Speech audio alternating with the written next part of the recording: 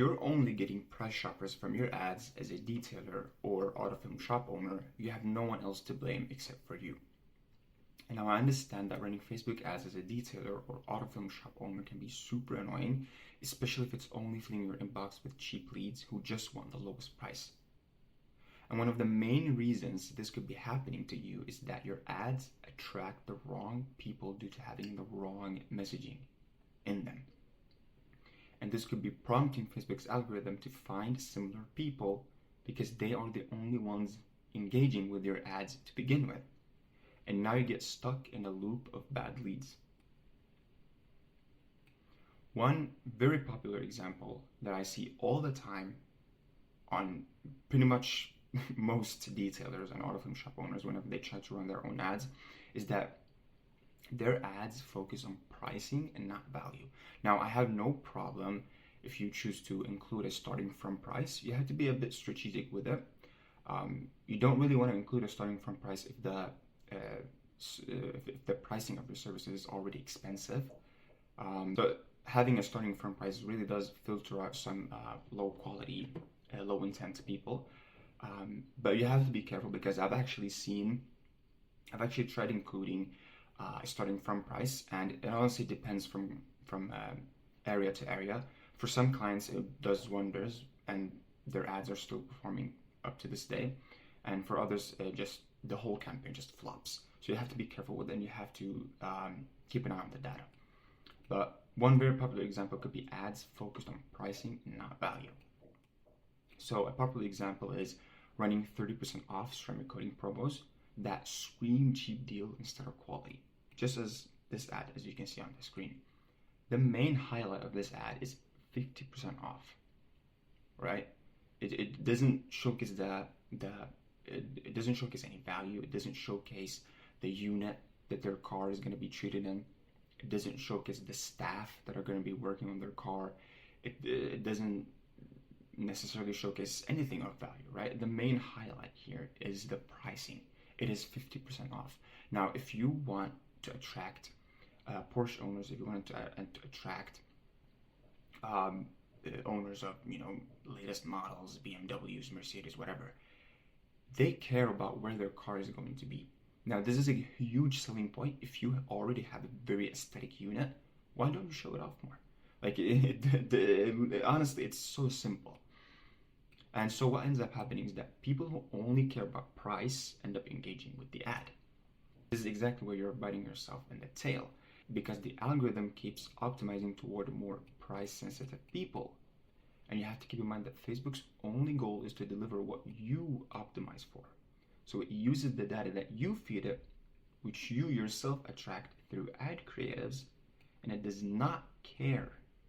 It does not care if the leads are high quality or not, as long as it achieves the campaign objective, which is leads, right? Facebook is a multi-billion-dollar company. It does not care if a small business like you wastes ads. It does not care, as long as it achieves the goal that you contractually agreed to choose, which you do on a campaign objective, right? Not contractually, to be honest. I don't know what I'm saying, but so what ends up happening is that your pipeline gets filled with ghosters and no-shows, endless what's your cheapest option messages, and leads that waste time instead of booking premium services. Once again, the end result is you get trapped in a cycle of low-quality leads and potentially wasted ad spend. So a great solution to this is to shift your messaging to value instead of pricing. What I mean by this is your ads focus on pain points, wants, or needs that your audience may have, right? You're essentially solving a problem. So you could have ads that highlight values such as protecting your paint, your costly, expensive Mercedes paint from rock chips with PPF, or helping people get a showroom shine that lasts with ceramic coating. And so once again, the reason I define this as value is that the ads are positioning your services as a solution to a pain point, want, or need. So you're actually doing something that people really value and want. It's not a commodity. It's not a video game. It's not something that may not need, right? Not pricing. This is what you need to be doing. If your ideal clients are higher intent people, then you need to give them a solution to a problem of theirs. So a Porsche 911 owner does not necessarily care about a 30% off discount, but rather the quality of your work and your product and your unit and your craftsmanship, your reviews. If you have a ton of reviews, why not showcase them? Why not, why not include them in the ads?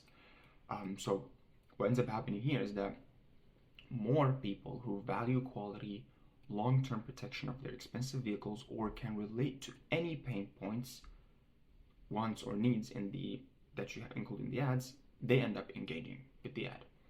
And so Facebook's algorithm gets this data and learns that, oh, these high intent, quality focused people are exactly who we want. Once again, the algorithm keeps optimizing towards more premium, value-driven clients.